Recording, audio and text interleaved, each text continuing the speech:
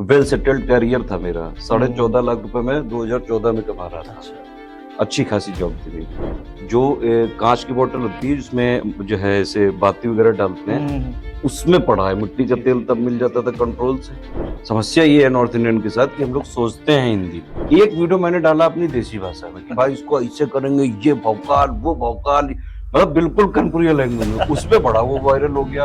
उन्होंने मुझे बाकायदा धमकी दी अच्छा, व्हाट्सएप पे ओके। कि तुम्हारी मैंने पूरी फाइल बना रखी है। इंडिया के सारे सरकारी विभागों में ऊपर से नीचे तक करप्शन है, करप्शन। रूट में करप्शन है हमारे यहाँ। जी, जी, जी। यूपीएससी की तैयारी में रिस्क है। स्वागत करता हूँ मैं आपका अपने ओबे लैब्स के नेक्स्ट पॉडकास्ट में। आज हमारे साथ जुड़े हैं ज्ञान सर, जो कि स्टडी फॉर सिविल सर्विसेज के फाउंडर हैं।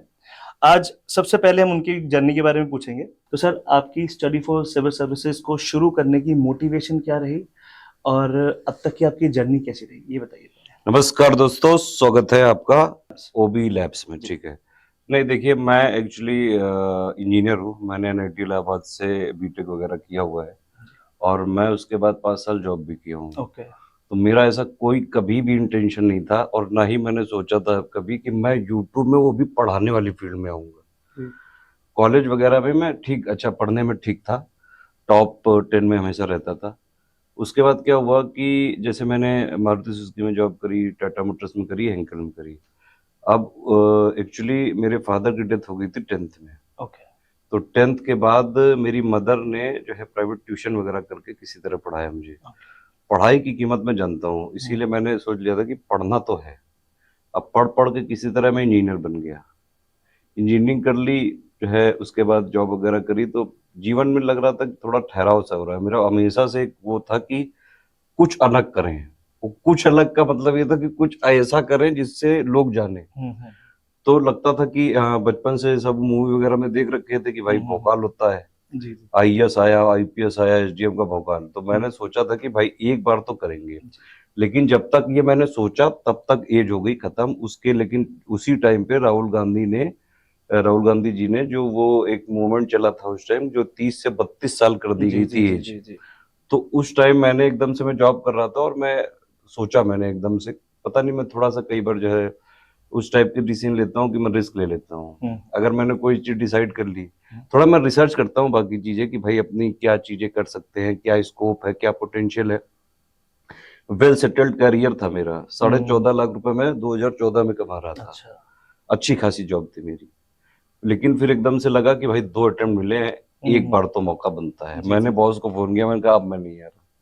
वो मुझे समझाया उन्होंने कि थोड़ा सा समझो यार, ऐसे नहीं छोड़ते हैं कैरियर। हुँ। और मैं एक्चुअली उस टाइम नॉर्थ इंडिया का टेक्निकल जो है हेड था। अच्छा। तो मैंने कहा कि नहीं, अब करना है। मैंने अपना प्लानिंग वगैरह कर रखी थी, मेरे पास सेविंग थी हुँ, कुछ हुँ, कि हुँ। हाँ 2-4 साल तो चल जाएगा, बाद में हुँ। देखेंगे। उस टाइम इवन मैंने ऐसे टाइम पे जॉब छोड़ी थी जब मेरी शादी हो चुकी थी और मेरी एक बेटी भी हो चुकी थी। अच्छा। 1 साल की थी वो। ओके। उस टाइम मैंने रिस्क ले लिया। हुँ। हम लोग रहते थे मनरिल्का में। अब रिस्क तो ले लिया हुँ, हुँ। और थोड़े बहुत पैसे भी सेविंग थी हुँ। कि भाई 2-3 साल तो चल जाएगा किसी तरह। लेकिन फिर क्या हुआ कि अब मैं जो है इंजीनियर में, आप प्राइवेट वगैरह की जॉब कर रहे हुए हो तो पढ़ने वाला कहाँ से आपसे जी, एक्सपेक्ट जी, जी, किया जा बिल्कुल सकता है पीछे कि हो आप सब जाते हैं। जानते हो। मैंने लोगों से पूछा कि भाई तैयारी कैसे करना है, किसी ने बताया ही नहीं मुझे। हुँ, हुँ, हुँ, हुँ। मेरे सीनियर वगैरह हैं, एनआईटी इलाहाबाद का मैं पास आउट हूँ, कई लोग जो है आईएएस आईपीएस बन चुके हैं। हुँ, एक हुँ। सीनियर के पास मैं गया। ओके। मैं उन सीनियर के पास गया, उनके रूम में हर तरफ बुक ही बुक लगी हुई थी। अच्छा। एक छोटा सा कमरा था अच्छा। और मतलब उनके इतना मोटा जो है चश्मा लगा हुआ था। अच्छा। तो पहले तो मुझे लगा कि भाई ये क्या इस तरह की हालत में आना पड़ता है। हुँ, हुँ, हुँ, हुँ। उनसे मैंने बात करी, उन्होंने बताई मुझे, इतनी ढेर सारी बुक बता दी। ना। हालांकि वो आईएफएस सिलेक्टेड है, हुँ, हुँ। लेकिन वो करीबन मुझे 38 बुक खरीदवा दिए। अच्छा। एनसीईआरटी सारी ले लो, सारी ले इग्नू ली। ले लो, ये हुँ। ले लो, वो ले लो, हाँ, इनके हाँ। नोट ले लो, इनके नोट ले लो। अच्छा। मैं सब खरीद लाया। अच्छा। मैंने कहा कि भाई खरीद तो लाया, हुँ, हुँ। अब पढ़ूंगा कैसे। हुँ, एक्चुअली हुँ। बचपन से थोड़ी आदत थी कि पापा की डेथ 10th में ही हो गई थी, हुँ। तो स्ट्रगल करने की आदत ही थी कि जी, मतलब जी। मिलता नहीं जीवन में कुछ ऐसे। जी, जी, जी, जी। मैं मेहनत करता रहता था हुँ, कि हुँ, हुँ। ठीक है, ऐसे नहीं मिलेगा, मेहनत करेंगे। इवन 10th के बाद ऐसी हालत थी कि हम लोग एक रूम में रहते थे किराए वगैरह पे, और हमारे जैसे 5 भाई बहन हैं, सब एक ही रूम में रहते हुँ, थे। हुँ। और वहाँ शुक्लागंज में मैं रहता था, तो वहाँ हुँ। लाइट नहीं आती है। आज भी ये रूल है, वहाँ पे अच्छा। शाम को लाइट नहीं आती है। तो मैंने लिटरली, आप मानोगे नहीं ये विश्वास, जो कांच की बोतल होती है जिसमें जो है ऐसे बाती वगैरह डालते हैं, हम्म, उसमें पढ़ा है। मिट्टी का जी तेल जी तब जी मिल जी जाता जी था जी जी। कंट्रोल से, उससे पढ़ पढ़ के मैं किसी तरह निकला था। ओके। तो वो स्ट्रगल करने की आदत थी। मैंने कहा ठीक है करते हैं, बुक्स तो ले आया था मैं, करेंगे इसमें। ठीक। पहली बार अटेम्प्ट दिया, जो है नहीं हुआ कुछ, ओके। क्योंकि जस्ट मैंने जॉब छोड़ी थी हम्म, 2014 में, और मैंने जून में शायद जॉब छोड़ी थी, मई या जून में, ओके। और ये शायद जुलाई अगस्त में एग्जाम था। ओके। तो मैंने कहा कुछ इसमें समझ ही नहीं आया मुझे। हम्म, मैंने कहा चलो ठीक है, देख लेते हैं भाई जी क्या जी। आता है। फिर दोबारा दिया, प्री हुआ, ओके। और किसी तरह प्री के टाइम पे मैंने क्या, मैं मतलब तरीके इजाद करता था। मेरे पास पैसे इतने नहीं थे कि मैं कोचिंग कर सकूं। कोचिंग का वही, अगर मैं पता कर रहा था भाई 1.5-2 लाख से कोई कम मांग जी ही जी, नहीं कोई रहा कम था। है ही नहीं। मैंने कहा कि ये मैंने पैसे अपने सरवाइव करने के लिए रखे हैं कि ये कोचिंग करने कोचिंग के लेने लिए, के ये लिए, मैं सही। कैलकुलेशन नहीं कर पाया था पहले। हम्म। तो मैंने क्या किया, मैं लिख लिख के पढ़ता था अच्छा।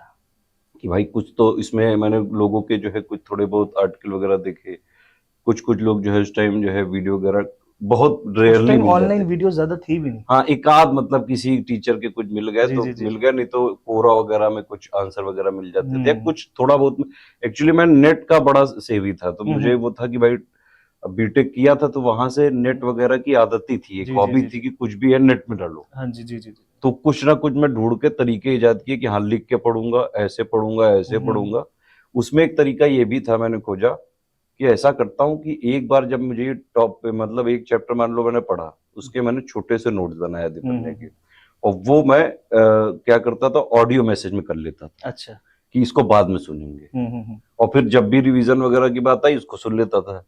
फिर मैंने देखा कि यूट्यूब में जो है कुछ लोग स्टडी वगैरह के वीडियो डालने लगे, बहुत रेयरली एक आध बहुत लोग। रेयर था।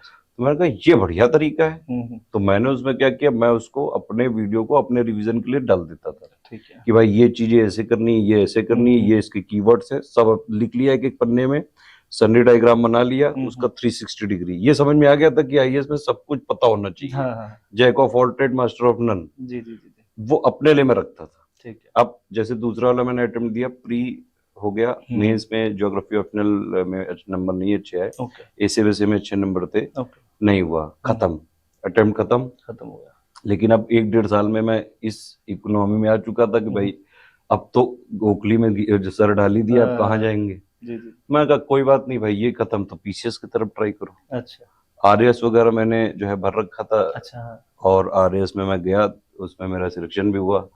लेकिन समस्या वही कि सबसे जो है उनकी खराब जो रैंक होगी वो मेरी थी। अच्छा। तो उन्होंने बुलाया भी 2-3 बार, मैं गया नहीं। मैंने कहा नहीं यार, बनना है तो एसडीएम डीएम, और इतना पैसा छोड़ गया तो फिर ये पता नहीं कौन सी सोशल वेलफेयर, वही रजिस्ट्रार टाइप की जॉब थी। हमने कहा समझ नहीं यार, बाबू नहीं बनेंगे। हम्म।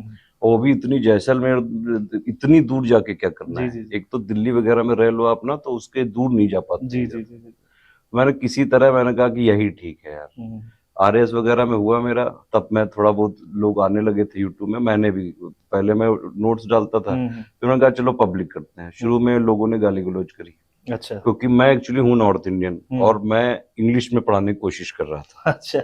समस्या ये है नॉर्थ इंडियन के साथ कि हम लोग सोचते हैं हिंदी में, सही बात मतलब इंग्लिश में ऐसा नहीं बोल नहीं सकता हूँ, बोल सकता हूँ, है।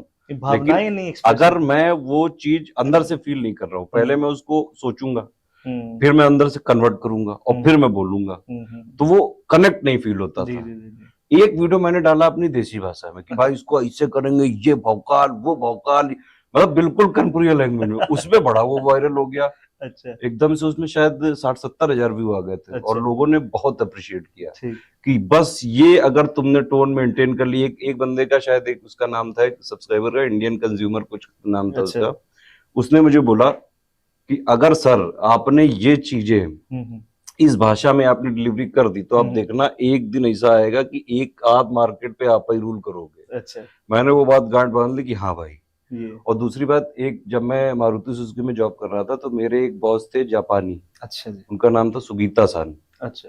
अब उन्होंने मुझे एक चीज सिखाई थी कि जीवन में कुछ भी करो, ये नहीं कि हर चीज में हाथ डालना है। एक ऐसा काम करो, उसको पकड़ लो, और वो इतना बेटर कर लो कि आपसे बेटर ना कर पाए। जैसे आप बोर्ड लगा रहे हो ना, तो सोते से भी कोई उठा दे तो उसको बोल्ट ऐसा लगा दो कि कोई वैसा बोल्ट ना लगा पाए। जी जी जी। वो मैंने पकड़ लिया कि भाई मैं यूपीएससी में तो डाल गली नहीं, प्री में हुआ, मेंस में जो है ऑप्शनल में मैं रुक गया, हालांकि मेरे जीएस वगैरह में अच्छे नंबर थे, हम्म, इवन उस साल के जो रैंक वन थे उससे भी अच्छे नंबर मेरे एसे वगैरह में थे। अच्छा। तो मैं कीवर्ड्स वगैरह पकड़ लेता था सब कुछ। लेकिन स्टेट पीसीएस में मैंने आरएस निकाला, फिर जो है यूकेपीएससी का भी जो है हो गया था उस अच्छा। टाइम प्री वगैरह। तो मुझे ये समझ में आने लगा था कि ये एक ऐसी मार्केट है, मैंने देखा लोगों को, मैंने खोजा, सब मैं गूगल हम्म। करने की आदत थी कि सब लोग यूपीएससी पे ही क्यों ध्यान दे रहे स्टेट हैं। पीसीएस पे फोकस नहीं। स्टेट पीसीएस एक बड़ी वो है, और मुझे उस टाइम लगा कि भाई मुझे इसमें आना चाहिए, हम्म, और मैं यूपी का था, मैंने कहा बस यही पकड़ू। हम्म। और फिर मैं वहां से जो है चलता चलता चलता चलता अब यहाँ तक आ चुके हैं। आज ऐसा हो चुका है कि हमारा एक चैनल नहीं है, कई सारे चैनल हैं, लोग शायद इतना जानते नहीं हो, कई सारे चैनल आते रहते हैं, और हमारे बहुत सारे फ्री इनिशिएटिव चलते हैं। ओके।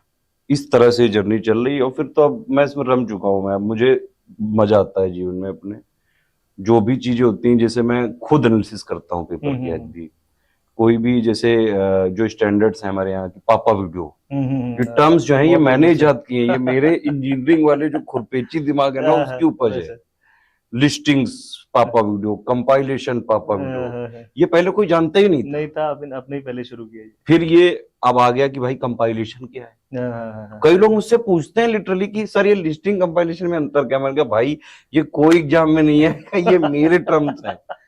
एससीएस की चीजों को मतलब मैंने अपने मतलब छोटे छोटे ब्रांड्स बनाने चालू की, और उसमें पापा वीडियो की कहानी एक्चुअली ये है कि मेरे फादर की जो डेथ हुई थी, अच्छा। तो मैं उनको मिस बहुत करता था। तो मैंने सोचा ये कि कोई भी ऐसा सॉल्यूशन नहीं देता है कि मान लो जैसे मैं उस टाइम पढ़ता था, तो मेरी पढ़ने की थोड़ी आदत ज्यादा थी कि मैं पढ़ता था तो अपना 6-7 घंटे बैठा रह गया, उठ ही नहीं रहा हूँ। 6 क्लास की मान लो, 7 क्लास कोई भी उठाई, मैं लगता था एक बार खत्म करें उसको तब उठेंगे, तब थोड़ा घूम के आएंगे। और घूमते हुए फिर मैं वो सोचता था कि अच्छा उसमें ये था, इसमें ये था, अच्छा इसको ये कर दो, ऐसे करके मैं सोचता रहता था। एकदम से एक बार मेरे दिमाग में आइडिया है कि ऐसा करते हैं, इसका पूरा वीडियो बना लेते हैं। अच्छा।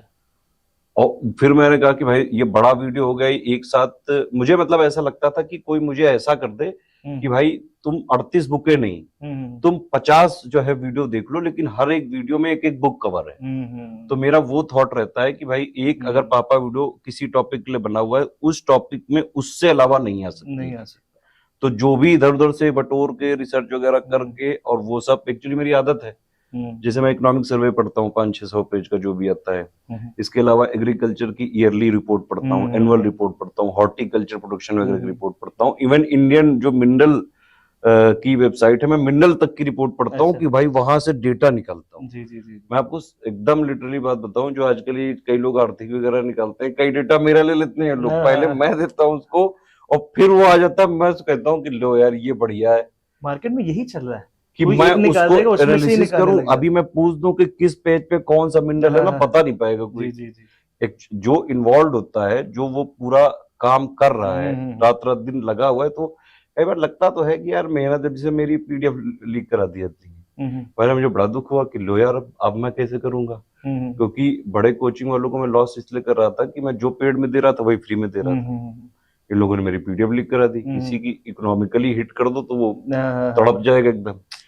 मैंने उसको पॉजिटिव ले लिया कि चलो ठीक है भाई, इसी बहाने वायरलिटी हो रही है, लोग जान ही रहे हैं।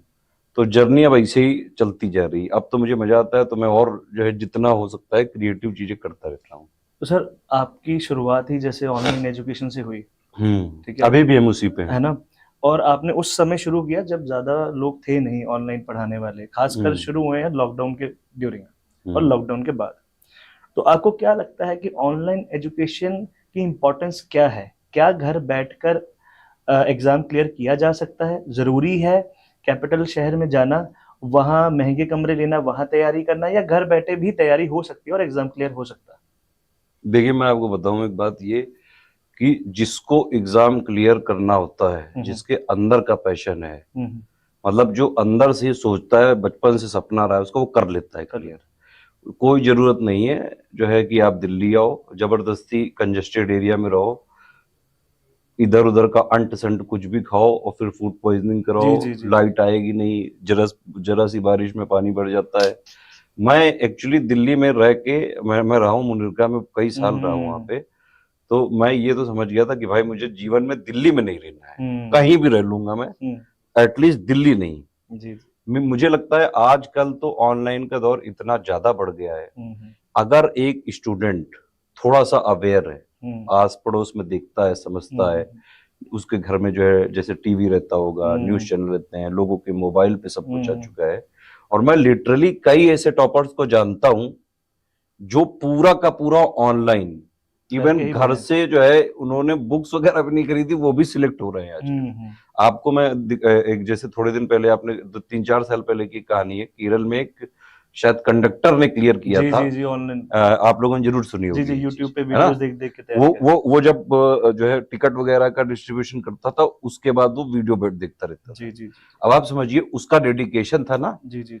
तो अगर आप कोई चीज चाहते हो ना तो कोई रोक नहीं सकता है। जैसे आपको वेब सीरीज मान लो देखनी हो मिर्जापुर की, तो लोग पूरी एक साथ देख लेते हैं ना, एक साथ बैठ के 14 घंटे की देख लेते हैं ना। लेकिन उनसे कह दो कि भाई, अगर जैसे हमारा पापा वीडियो गया कि भाई मान लो एक पूरा सब्जेक्ट है हिस्ट्री, हिस्ट्री इतना बड़ा सब्जेक्ट है, अगर उसका 10 घंटे का वीडियो आ गया तो कहते हैं कि अल्लो तुमने 1 करोड़ पेज का जो है वीडियो बना दिया और फिर तुम कहते हो तुम्हारे से आ गया। भाई तुम्हारे से आएगा ही।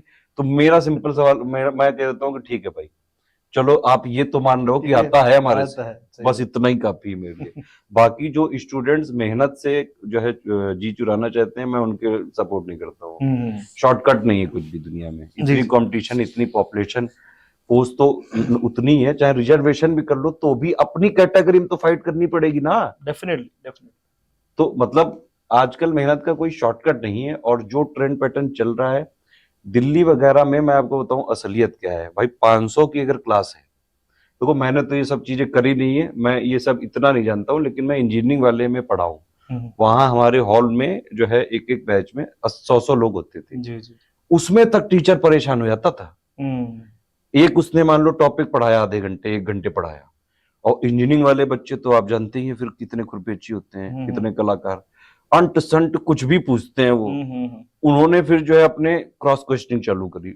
कई प्रोफेसर मेरे सामने मतलब बाकायदा लिटरली कि भाई तुम लोग को कोई नहीं सुधार सकता है, मैं तुम लोग की प्रॉक्टर से कंप्लेन करने जा रहा हूँ। बाकायदा कंप्लेन हुई हमारी क्लास की। तो मुझे ये समझ में आता था कि भाई 100 से ज्यादा लोग नहीं होने चाहिए ना। और 500 हो जाएंगे, एक टीचर पढ़ा रहा है, स्टूडेंट टीचर रेशो ही खराब हो जाएगी। नहीं, ये भी बात है ना कि मान लीजिए जैसे यूपीएससी में जो भी टॉपिक्स होते हैं, बड़े डीप अंडरस्टैंडिंग चाहिए उसको पढ़ाने में, बहुत मेहनत करनी पड़ती है। उस टीचर को कितना ज्यादा पढ़ना पड़ता होगा, उसका ये पर्पस रहता है कि भाई मैं ये लेक्चर इतना शानदार जो है डिलीवर कर दूं कि स्टूडेंट के मन में डाउट ना रहे। लेकिन अगर आप एक स्टूडेंट के पॉइंट से सोचेंगे, भाई बीच में चीजें फंसती हैं। मान लो उसने कोई ऐसा बोला जो नहीं कनेक्ट कर पा रहा है, तो वो उससे नहीं पूछ सकता है। और लिटरली कोई ऐसा अरेंजमेंट भी नहीं है कि भाई आप बाद में जाके उनसे पर्सनल गाइडेंस ले लो।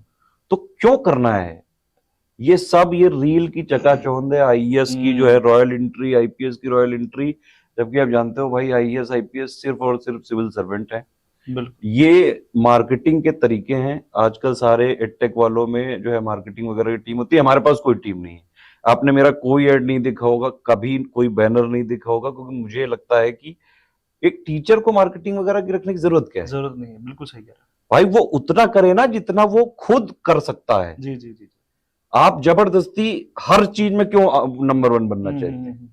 एडटेक वगैरह का कॉन्सेप्ट ही यही है। मैंने इसलिए बेची नहीं, लोग मुझे इवन मतलब ऐसा अमाउंट दे रहा था कि बिल्कुल आपको भी बाय आउट करने की जीवन भर में खा सकता था आराम से, और अब बढ़िया आराम से अय्याशी कर सकता था। जी।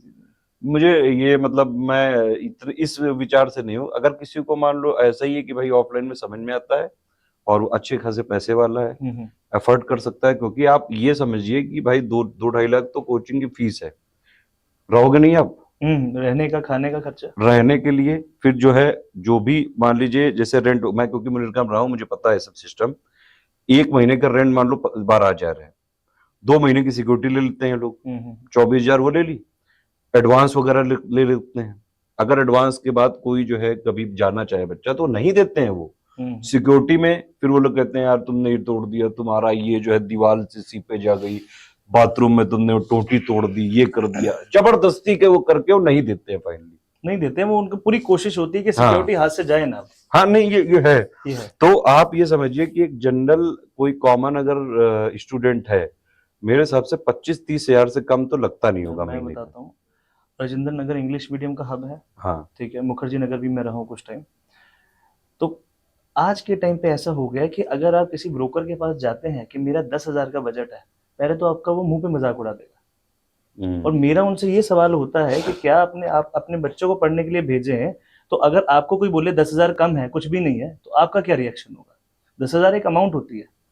मुझे याद है कि ये जो ब्रोकरेज था, ये 2014-15 में जितनी मतलब महीने की रेंट होता था उसका आधा होता था, बढ़ गया। लेकिन ये अब डबल हो गया भाई। मैं तो शॉक हो गया कि ये क्या मतलब है। ब्रोकर भी बढ़ गए हैं और ब्रोकर बहुत अमीर हो गए हैं, राजेंद्र नगर के, मुखर्जी मतलब नगर के। इस बात का मुझे देखो, ये तो लगता है कि चलो आप ब्रोकरेज ले रहे हो कि भाई आपने हमको ढूंढने वाला मेरा समय बचा दिया, तो ठीक है यार, आप जितना रेंट है मान लो 10-12 हजार कॉस्ट है, आप 2-4-5 हजार ले लो। ये क्या मतलब है 24 हजार मैं क्यों दूं? बिल्कुल। और 24 हजार एक अच्छा खासा अमाउंट होता है यार। मतलब ये थोड़ी सी एक्सप्लॉयटेशन टाइप का है ये। और सर मैं तो ये कहता हूँ, कई बार कुछ ओनर्स को मैं यही कह देता हूँ कि क्या आपने अपनी शादी के दहेज के टाइम का फर्नीचर हमें दे दिया है क्या, 20 साल इस्तेमाल करने के बाद?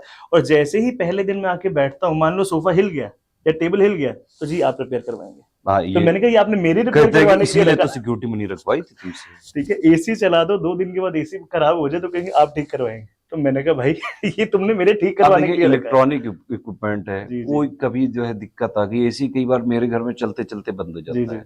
यार जो बच्चा 2 दिन से आया है उसको क्या पता यार, आपका 20-20 साल पुराना फर्नीचर है, जो घर से उनका कबाड़ निकलता है ना, बस हल्का से जुड़वा के पकड़ा दें। ये चीजें पता है बहुत दिनों से पेंडिंग थी।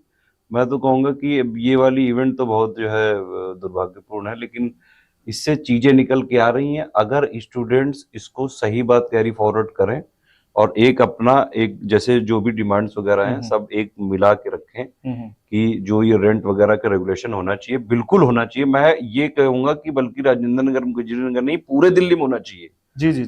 आप कोई जॉब वगैरह भी करने आते हो ना, तो इतना ज्यादा भाई दिल्ली में कुछ लोग की मजबूरी होती है, मान लो कहीं जॉब ही लग गई आपकी अगल बगल, तो फिर तो रहना ही पड़ेगा वहां पे। स्टूडेंट्स को मैं कहूंगा कि थोड़ा अवॉइड करें। ऑनलाइन में यूट्यूब चैनल्स हैं, बहुत सारी वेबसाइट्स हैं, बहुत सारे एप्स हैं। मेन पर्पस ये है कि आप पढ़ो, ठीक है। और मैं आपको एक बात बताऊं कि मैंने ये खुद ऑब्जर्व किया। पहले मैं क्या हुआ कि मैंने बताया आपको 37-38 बुक लाया था हार्ड कॉपी। मैंने क्या किया, उनको स्कैन किया, फिर मैंने उसको पीडीएफ बना के पढ़ना चालू किया। तो मैंने देखा कि ये जो एक बुक है, अगर मैं पीडीएफ बना के पढ़ता हूँ तो मैं जल्दी पढ़ लेता हूँ, और जब वो सामने में देखता हूँ कि अरे यार इतने पन्ने बचे हैं, जी। वो साइकोलॉजिकल जो है ना, आपका दिमाग कहता है कि अरे यार इतनी बुक, इतनी लंबी बुक है, पीडीएफ में वो पेज नहीं काउंट हो पाते हैं। तो मुझे लगता है कि ये सब अगर हो सके कंफर्टेबल हो तो ये सब तरीके आजमाने चाहिए। जी।